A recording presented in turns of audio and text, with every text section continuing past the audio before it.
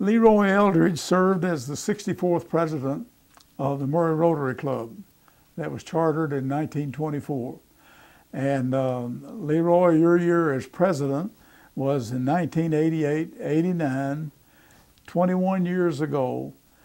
And I don't know what you, from your notes or what you remember and recall about your year as president, but we'd just like to have you. The purpose of this interviewing for the archives is just to get our past presidents who are current members of the club, 22 of us, to just share with us their highlights, their thoughts about their year as president for kind of the history. And these will make up 22 years of the 84 years of history of the Murray Rotary Club. Not all that much. It'd be nice if we had something like this from every president, but we don't.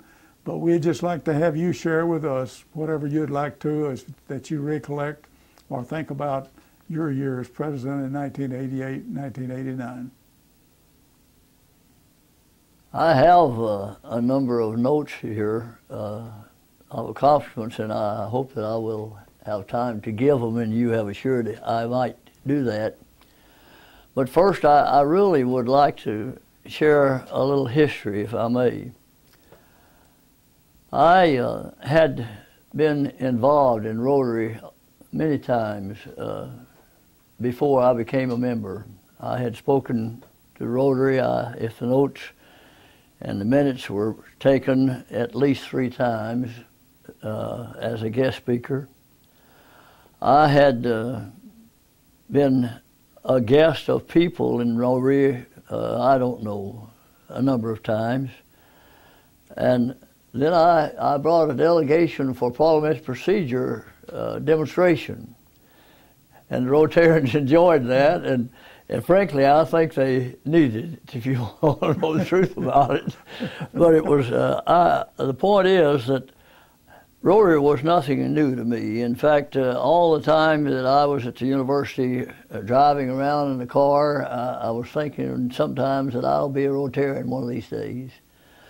But I was gone so much that I really didn't have the opportunity to be in Rotary, because I really believed if you didn't go and you missed 4 times, you're out. And I knew that that would not do with me. And after I got more stationary, Dr. Woods one day called me and suggested that I come up to the administration rather than doing my teaching, and I had taught for 12 years at that time. And I began at the training school, and incidentally, tonight, and this will be a little history too, that's where you're going. We're having our 80th anniversary, and we're talking about what's going to happen from now on. And so help me, and this has nothing to do with Rotary, but they are now saying that the best schools that are in existence are those that are with universities. And they put us down because we were with a university and put us out in the county. Now, isn't that the cycle that goes? But anyhow, that has nothing to do with the Rotary. But anyhow, M.C. Garrett asked me not too many days after I became stationary, I said, now it's time for you to get in Rotary. And I said, I've been looking for, rather, that someone would ask me to do that. And I was inducted, and it was really a highlight in my life, because I had a great knowledge of Rotary, and I wanted to be in Rotary. And it wasn't long until I got on the board, and it wasn't long until I became president, and I appreciated that. I worked hard at that. I had this entire catalog that you can see right here, And it has such things in it as an aim that I had. And the reason I have that's the national organization. They have an aim every year. And my aim that year was very simple, make the good better, or make something better out of what we now have. And to make it like it is, make the best better.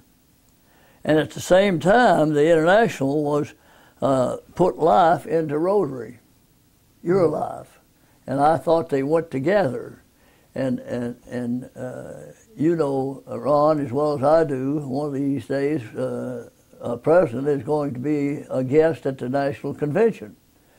And I saw some things at that National Convention that just made me bubble over for what I'd already had. And I had an aim, and I think we demonstrated that game, and I think I can say that by giving some things that we did.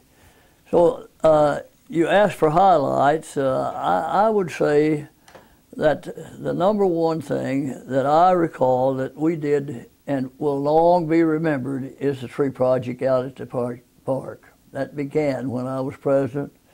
I was out there with the director out there, and we talked about it. He mentioned the fact that some organization here in town had one time thought about having a tree project, and that set me on fire. It wasn't my idea. He gave it the idea to me, and I said, that's what Rotary should do. And we began that. And in 1998, we had our first party out for the public.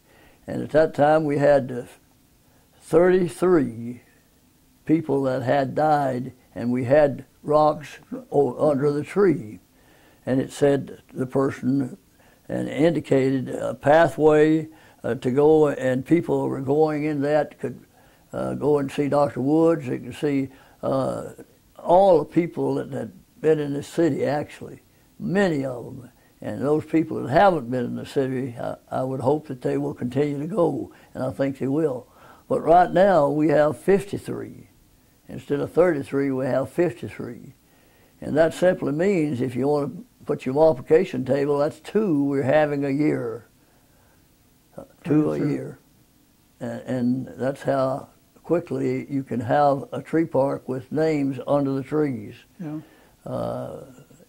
We have fun, as you well know. People sometimes as old as yours truly will say, I'm happy and I want to give $1 because I didn't get a tree this year. That's your happy dollar, huh? So, you know, I think the tree park, and as you know, Ron, you helped, and 2 or 3 other people helped, and some people really helped. I'm talking about people that gave. Dwayne Hale gave more than any person. And Dwayne is a person that didn't do well in business, but he's still one of my students, and I was happy that we got him for free. To help them. And we counted over $4,000, was it? That we counted that he contributed to that project. And we have people here in Murray, like Coleman McKeel down here was at the time, and Dan now. Many. We had his little tractor out there, as you well know, and you saw it every day because you were there. I was there.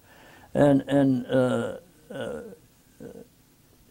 Weaver was there. But most of all, somebody else was there, and I can't think of his name now. What was it? Right? Ed Shenners. Ed Shenners, yes. Oh, he was the main cog. That's right. He really was. And that amphitheater is what I'm talking about, and it is a thing will be there for many, many years, and we're going to keep improving it.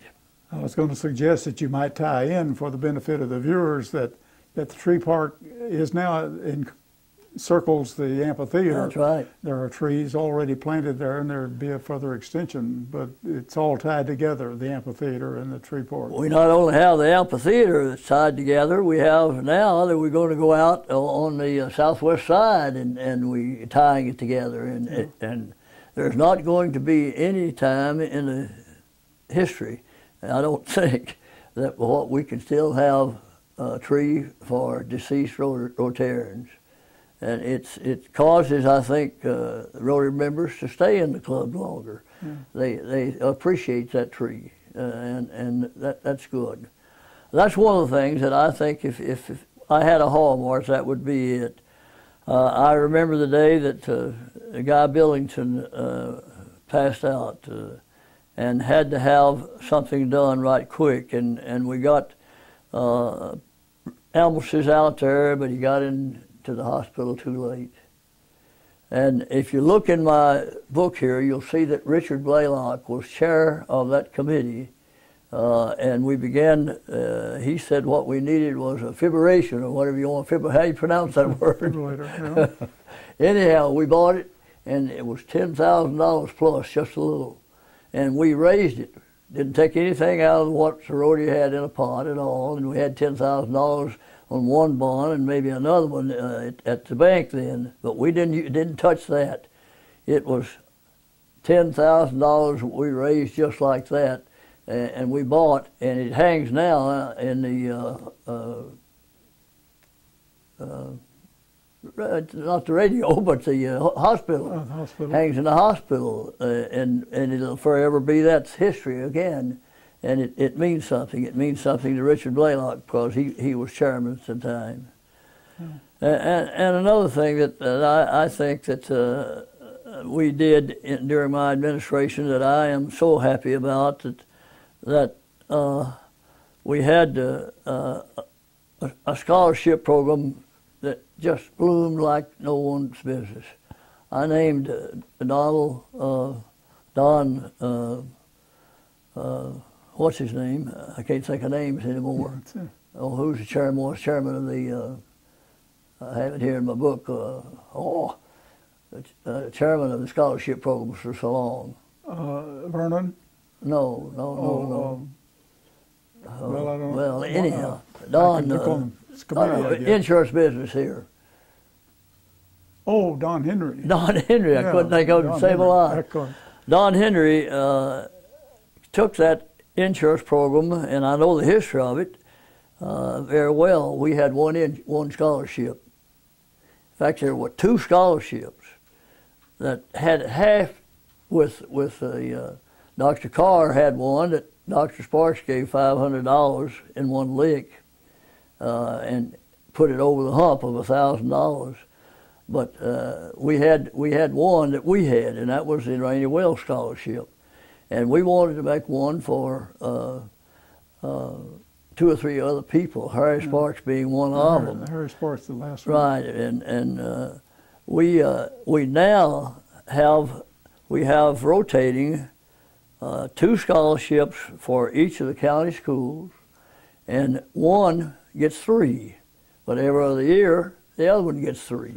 And that's what we have now in that scholarship program that was a little Rainy T. Wells scholarship. And people might not realize this, but it's paid for the members because the happy dollars go into that program. And it's advertised that they do go into that program, and it's been really good. Something else that I'm interested in, likewise, that I mentioned the National Convention. I enjoyed that trip and would encourage any Rotarian ever to take that trip. Did you go as president-elect, or were you president when you went? I was president. You were president. I didn't know. Some go as president-elect the year before they begin to serve. Either way would be worthwhile. But the other thing that I wanted, I had in here that each one of my committee chair would have a program of work of his own and pass it back to me. And that really enhanced the number of applications that we had to go in to our district conference.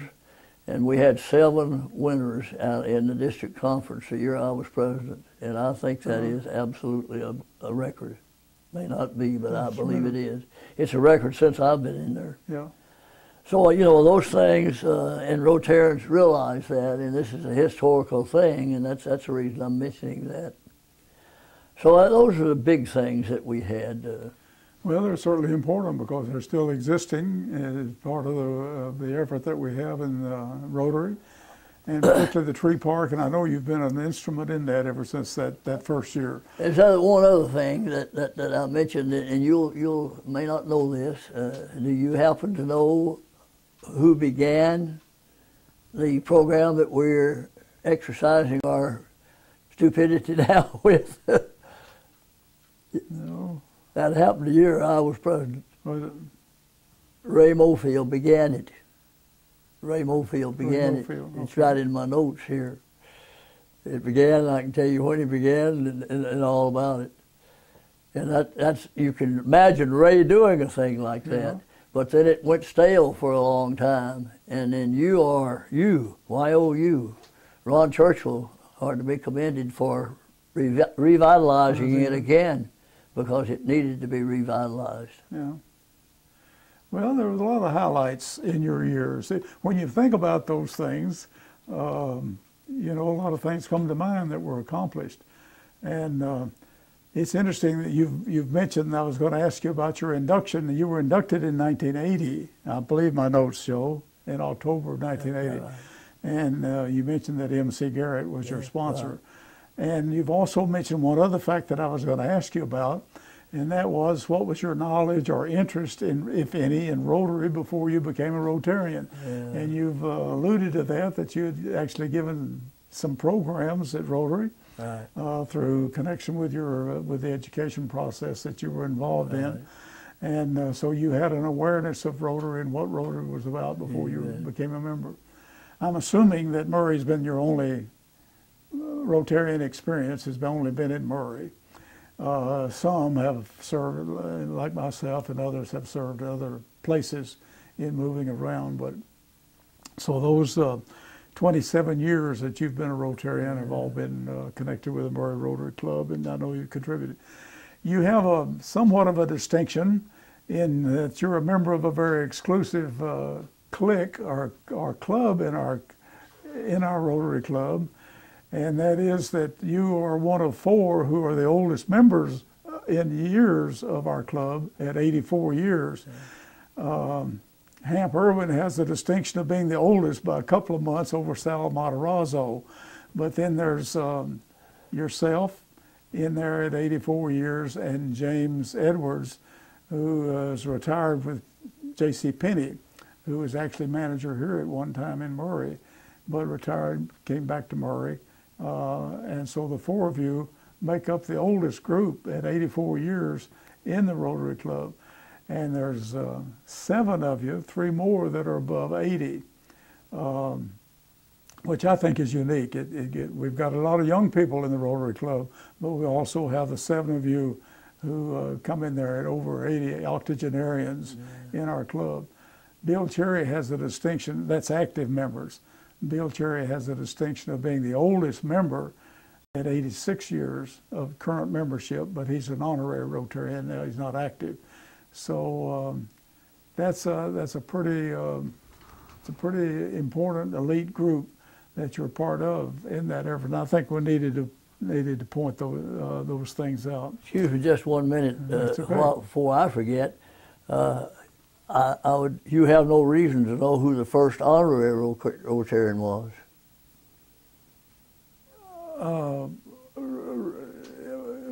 Now, Rainey you are going to know. Huh? Rainey Wells was the first honorary. Never member. He was an honorary. Yeah, he was. In fact, he was elected an honorary at the charter in a charter membership. Yeah. Well, I have that information in my notes. And it's interesting that Rainey Wells was an honorary member, was never a member. Never a member. But he was an honorary member, made an honorary member in 1924, the very first year of the Murray Club. I remember that from developing some of the history and the charter membership of the club. And that's interesting. There's a lot lot of important people that have been honorary members of Rotary even today that for one reason or another can't serve actively. I loved Mrs. Sparks. She enjoyed that honorary membership. Well, B. Farrell was an honorary member for many years, I know, and of course Bob Valentine is an honorary member now, and along with Bill Cherry. So that isn't important. We only used to have a lot of memberships, different memberships, past service and past senior active and all this. Today we just have active and honorary members. So your classification was just education, was it specifically? Do you recall, Leroy? My classification is funny. Yes, it's education. It should have been. However, it's probably a subclass of education. It is. They had me in records. Okay. And I was not even in charge of records out at the university, and I was in charge of all things of freshmen and graduate admissions. Okay. That's from the top to the bottom. Well, I guess being connected with the university, that's the broad classification of education, I guess. I don't know. Of course, that has changed over the years, too. In recent times where their classification, so many more can be part of the same classification and be members. And that wasn't the case always. It used to just be one member. You mentioned the international convention that you attended as president. Where was that one? Philadelphia. Philadelphia. Philadelphia, and that's a nice city to have one in. I'll guarantee you. That's a good place to have. Yeah, it was a much nicer city to have one in, and I've been practically all over the United States. I think it would probably be about number one. Yeah. Los Angeles or some of these other cities, I don't think would compare with that for a convention of like Rotary has. Yeah. Is that the only convention that That's the only convention I've ever attended. Convention? Well, they're certainly great affairs. I attended when I was president in 2005 in Chicago.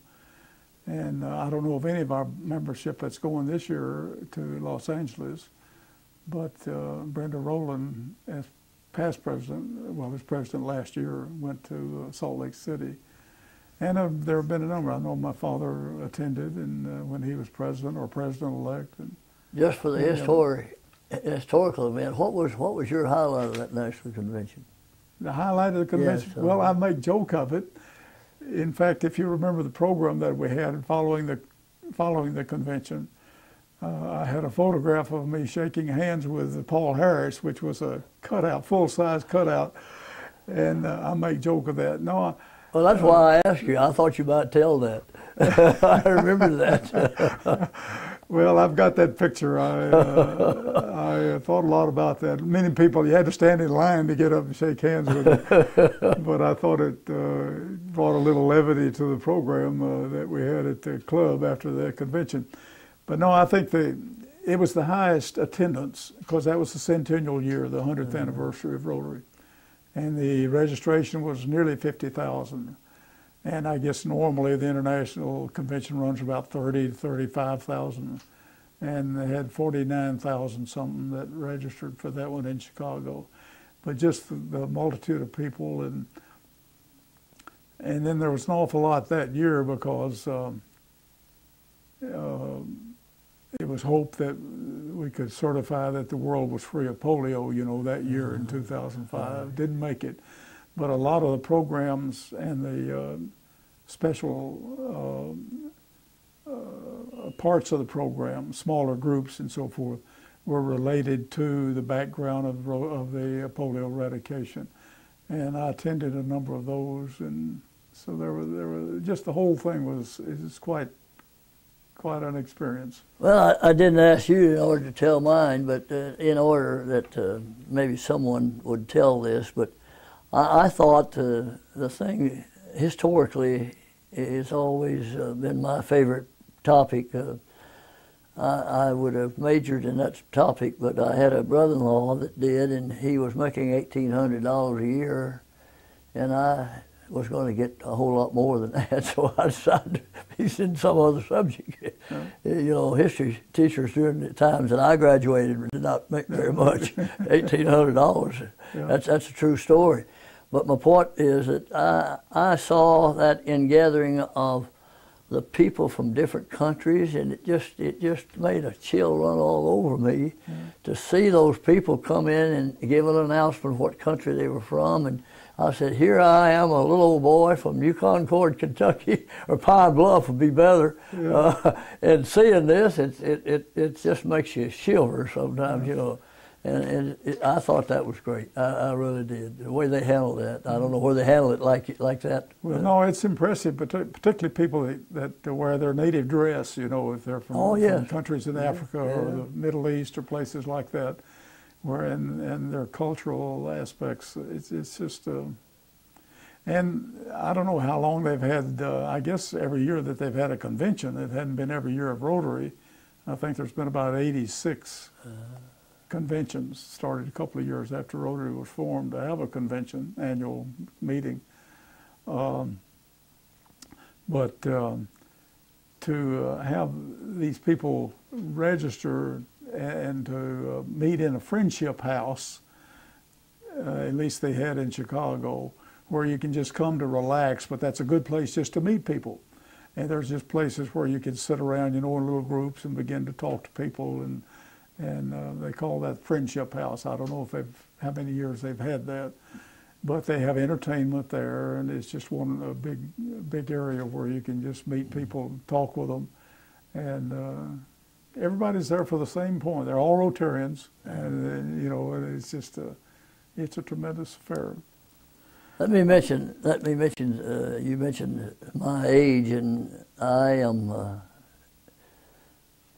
nothing but happy about my age. I never dreamed that I would be this old and as well as I am today, and I say praise the Lord for that. But I have a distinction I believe is number one in Rotary Club. I don't think anyone's been married 65 years. Been married? I don't think so. So I'm number one on that. You're number one in that category. And you know, I didn't say that altogether because of that. My wife has always entertained a lot in her younger years, and when I was president was some of the younger times. And I asked her if she would entertain all of my chairs. We had 2 parties at our house entertaining the chairs while I was president. Committees. And that was early on in what we were doing. Yeah. And I had a form here that they filled out as to what they were going to do, and it was to be given back to me. As far as a project, what each one of them was going to do, how much money in the budget, they were be part of the budget. All of that was a part of what we were doing at those parties in my house. And I not only had all the committees, but I had individuals come. And that, Ron, is why we had 7 entries. And that absolutely is. You had to pay them with some food to do it, maybe. But by the same token, I think we helped the club. Yeah. We had 78 members, I think the record would show, and we had 143. Yeah. The record will show. Well, I know the first year, let me tell you. Yeah. Those are true statements. Well, I think the plan is still in effect to some degree. At least I know it was in my year, because I've got a book. All of these books need to end up in the archives of these days. That's right. In fact, I've got mine collected similar to what you have. Well, I wouldn't mind. I wouldn't mind after my kids, but I would want my kids with one of them because I think they have children and they need to show organization. Yeah. This book is organization. That's what it amounts to. It has to be organized. Any club has to be organized. You know, we've had some presidents, and I wouldn't mention any at all. I love all of them. But if a president just has so much to do on his job that he can't do anything in this is a pretty good job. It takes some time. It takes some time. Yep. If a president doesn't have an organization, and all we do is go down there and have a meeting and get our happy dollars and laughing at the jokes. If that's all we do and we have no organization, no plan, no aim, Right. no guide, we'll never amount to much as a club. This project that we're involved in of taping, you know, these interviews with past presidents who are currently members, came out of that planning for this year as a project of the Archives Committee. And David had submitted that as a possible project, I think maybe with the encouragement of Greg, but certainly it would be good if we had something like this for all the presidents of the club, you know, going back 84 years, but we can't have that, but we can with the current membership that we have. I don't know of any other were you director of any of the service groups before you became president, vice president? Did you, 21 years ago when you were president, I don't know if they had the same progression that we do now where somebody serves as director of the service areas? Oh yes, you have to and becomes have vice that. president, president-elect, and president. Yeah. I was in community service, and I was in, as I recall, and I was in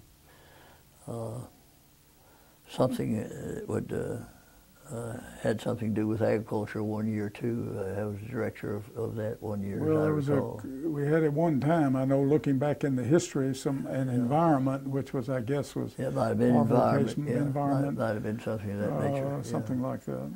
But I have, of course, and you do too. I have every director and every chair in my book here that ever moved. Of course, I know you've also cut a lot of ham for the ham breakfast. That we didn't have to do that this year; it was already cut, or trimmed, I guess I should say. But I was able to sell. A big job. I was able to sell some butcher knives too, because I can recall when we went out there one time and I didn't take my knives and had only what they had out there, and I won't say where it was then, but they were terrible knives, and I decided I better take my knife, and as a result, they like those knives. I've seen you come in at 5 o'clock or 5:15 with your knives, getting ready for that breakfast. Well, to be frank with you, I like the way we were cutting that meat better than I do now. Yeah. That little thin stuff that they get from the factory is just not like what we cut. Well, we had a different supplier this year. I don't know who. I think Roger was involved in arranging. Well, they're not cutting it at all. The companies are cutting it, aren't they? Huh? The companies are cutting it, aren't they? Yeah. Yeah, I think the companies are cutting it. Yeah. The last 2 years. Well, at least this year. I don't know about the year before last. But yeah. I'm a gravy maker. I don't know anything about ham. Well, you've mentioned the convention. I'm assuming you've been to some district meetings since you've been involved in the club. Yeah. I don't know if you've never had an office as a Never tried to get one. Go on. I was president of our district teachers association and four different state organizations, so I don't need it. You don't need any more district work. Well, they're pretty good. I think they're changing now to give more direction to the president coming in. President-elect has to attend now this training session, or he can't serve as president of the club for the following year. And I think that's important because when I went, it was about 50% of the president-elects were there, you know, and they just didn't have to, but they do now over the last 2 or 3 years. I've attended a lot of district conferences before I was president. When I was in the swing of it, I attended all of them, but I haven't done much since I was president. Well, Murray's been fortunate to be involved in the district. We've had 5 district governors from the Murray Club, Wilson Gant being the last. I think kind of promoting Vernon to maybe consider that in the next couple of years. He said he didn't want to right now. Well, we have one tree out there, spot left for one other district governor. Yeah. In the park. Yeah. And then we've had some, now they have assistant governors, you know, that serve, and we've had a couple. Vernon has been assistant governor, Tom Auer. Right. So it's good to be involved in that aspect. Leroy, I'd like for you to think about a minute. The motto of Rotary is service above self. And I think that's probably had special meaning to you, your involvement in Rotary and in the community, to you as it has to many others.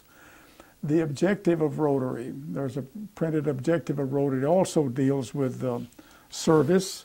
And I was just going to read the objective of Rotary is to encourage and foster the ideal of service as a basis of worthy enterprise related to the aspect of business and the professionalism of its memberships. I'd just like for you to, if you've got any thoughts about that, to share with us the idea of that Rotary's primary purpose is to be of service in the community, worldwide, whatever, on the part of its memberships. I think you know that one area of that, it may be a splinter off of that, but I think the fellowship aspect of Rotary in our club has dwindled. I just recall as time goes on that we are more individually oriented than we used to be. Used to be. Well, it's changing. It has changed. And when you have a funeral, you see that, oh, it's really at the funerals. We used to just flog in, you know, and we've stopped. We've had funerals where it was embarrassing, and they asked to have Rotarians, and we've had as few as 4 or 5 or 6 or 8 or 9 if it was not asked, you know, and it was time when Rotarians could go. And I think I've been to funerals of Rotarians as high as 3, as low as 3 rather, in attendance, and that's the lowest, as I recall. But of course, I've been accused of being a funeral goer, and I guess that's an expression. I'm retired and know everybody in the county, and I had so many students that I know and parents that I know. I do go to a lot of funerals. In fact, one of the reasons I was a little late here today, I was in a funeral procession, go behind one. I mean, I thought, well, this is par for the course. But anyhow, I would just like to see us. I would like to see.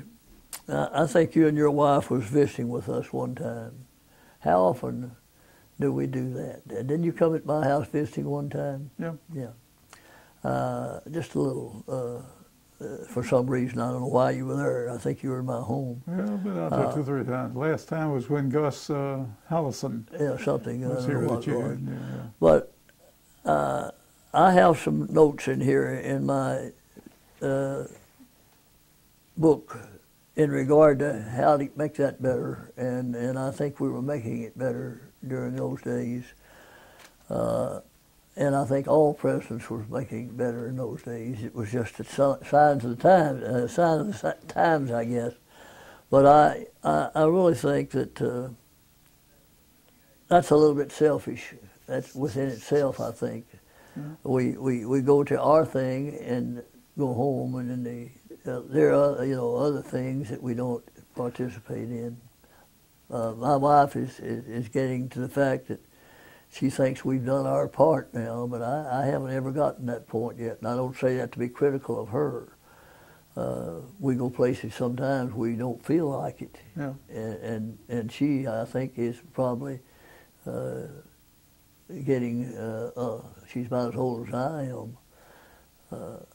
She'd just rather stay at home, and I guess that's why we have the policy we have in Rotary. After a certain time, you can miss if you want to, and I like that policy. Yeah. When I miss a day because I'm sick, I don't have to pay. But normally you pay all the time. Yeah.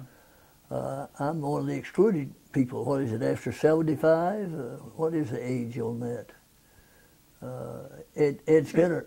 85 years. 85. 85 points. Yeah, whatever It's it is. age and years of service in Rotary. Once that attends 85. It's some deal that I've had for a long time.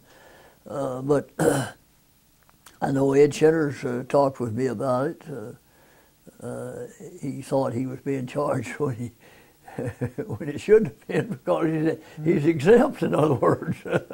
Well, I had talked about that for myself. I'm eligible. I haven't done that yet, but I thought about it at the beginning of this year. But well, isn't that an advantage of Rotary? Pardon? Isn't that an advantage of Oh, Rotary? certainly. I think It is so. for a fact. Yeah. Historically, I think we need to talk about that. If you're eligible, I think by all means you should exercise your right. Right to do. I do. You know, I qualified.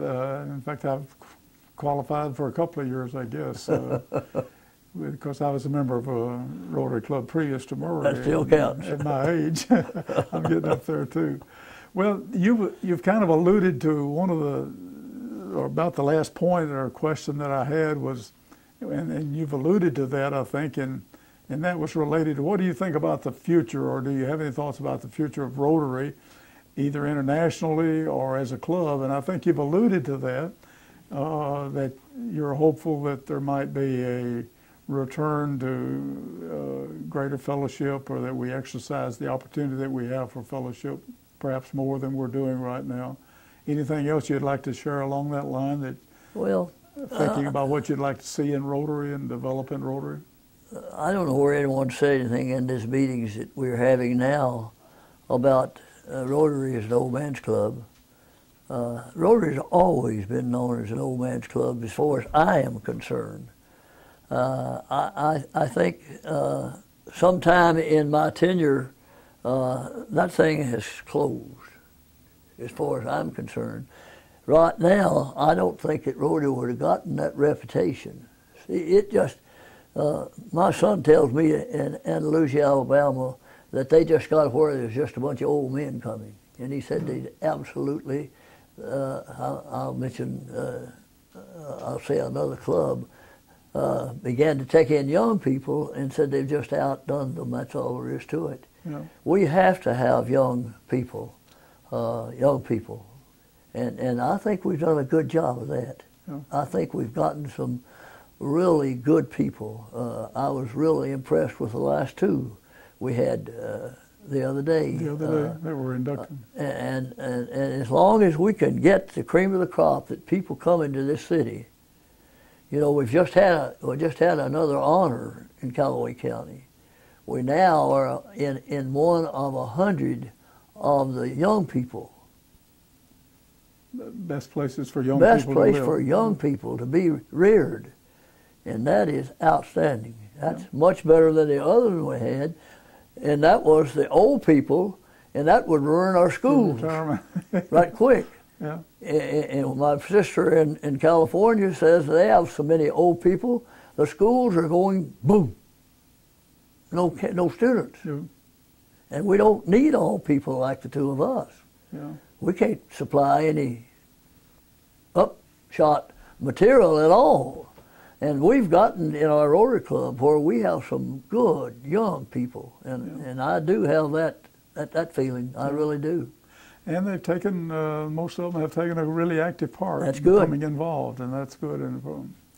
Well, we have a lot of efforts and programs and things that we do with all of our committees, and we've got a new project, I guess, if you will, now that we've organized a local foundation, for our Murray Club, in addition to support of the Rotary International Foundation and the great humanitarian work that's has accomplished, particularly on the polio eradication effort. And we've been heavily involved in that, in giving as far as our club is concerned, as well as the international, to the tune of RI being involved in that, to the tune of about $630 million, and now a commitment to have a matching fund of the Gates Foundation for another $100 million. Will put the contribution of Rotarians for polio eradication at over $730 million within the next couple of years, and that's a tremendous humanitarian effort. There's one other thing that I'd like for you to comment on, and that's well, it's not our, I guess it could be called our creed, if you will, and that's the four-way test of Rotary. You know, now in the club, each week, Greg is having us to recite that and hopefully become more and more meaningful to us. But when we consider the ethical aspect of these 4 points in all that we do or all that we think or all that we say, is it the truth? Is it fair to all concerned? Will it build goodwill and better friendships? And will it be beneficial to all concerned? That and the scriptural golden rule, as far as I'm concerned, if we abided by those and these aspects, our relationships with one another would be tremendous. You know what Dr. Woods did when he was president and a member of the Rotary Club? No. You ever heard that story? No. He sent the four-way test to every faculty member and told them to get it on his desk and leave it there. Sent a letter with it. Yeah. And if Ralph Woods believes it is important, Charles L. Eldridge believes it's important. That's a good point. But it is, you know, that was just an inspiration of Arch Klump, I guess it was. You didn't know that story? Huh? You didn't know? No, I didn't know. Yeah. Oh, he was on that four-way test. I'll tell you. Well, it's important. I think it's the real crux of Rotary, and it speaks of everything that we try to accomplish. It's kind of like the golden rule, as far as I'm concerned. Yeah. Anything else you'd like to have us share with us? No, it'll be in the archives for all eternity. We could visit each other a little bit more. Well, we could. I wish that there's in the board, if I were on the board, and I've thought about coming on the board, not to be a member. I don't mean that for a visit. Yeah. There's some things that I would like to talk about on the tree project, and there's some things that I would like to talk about on the scholarship project. I would like to see if the money is going into the general fund, I would like to see it segregated. Now, I've been told that the accounting thing is so complex that it can't. It has to go into the general fund. And we'll take out what we want to take out and put it in the scholarship program. Now, Ron, if that's true, I'm going to say, for one, when my anniversaries come, instead of me giving the money that I've been giving, and and when my birthday comes, instead of giving the money I've been giving, if it's going to go into the general fund, that's going to be, it's going to go down. There are people out there giving $21 because he thinks, I'm talking about Dick Weaver's last gift that he gave, $21, thinking it goes into the scholarship fund. And if it's going into the general fund, we better stop that. Well, they looked at, I'm not sure. We can't advertise it goes for scholarships and then put it into the general fund. That does not work. Yeah. People will find out about that. Yeah. And I've investigated that, and that's what I've found out. And that's been better, I guess, we'd talk to individually. But if this is going to go in the archives, no one's not going to read it every day anyhow. Well, but, I don't know. We don't need to get money for a cause and put it into the general fund. Now that's just all there is to it. Good point. Good point. And not only that, I am a firm believer that what goes on in the board sometimes needs to stay within the board. But I'm also a firm believer that what goes into the board sometimes needs to be shared with the membership. Yeah. And that scholarship is one of them. We got people in that club have no more idea what our scholarship program is than a man in the moon, staying there for 3 years and have no knowledge of it. Yeah. And that's one of our great programs. And the scholarship program and the there's another. What's the other one I'm trying to think of that I am uptight about? The scholarship program and Can't think of it right now. I don't know what you had in But mind. there's another one I've been wanting to come to the board and talk to them about it. There should be accountability for what we say that we're going to do and whether or not we do it. That's right. Well, I just think that the membership has a right to be informed about certain things. We've done a right good job, I think, of handling the tree park and sharing it with the members. Yeah. Well, that's been a good program, and we've appreciated your input and your interest and involvement in that. You've been one of the mainstays along with Ed. I think you brought Ed as your mentor, or you were Ed's mentor in that. And, no, I brought him on. I brought him along to start with. Well, no, you came in after that. Yeah. But we've looked at this project. We say the archives program. Of the 22 interviews that we'll have, that's 22 years of a touch on those history of the 84, the history of the club. And it's a small portion, but I think it might be of interest years later for somebody to be reviewing these and have the comments from those that have served as president. So we appreciate your involvement, appreciate your efforts and input into Rotary over these 20, how many years? 27 years that you've been in Rotary. And we'll see how it develops.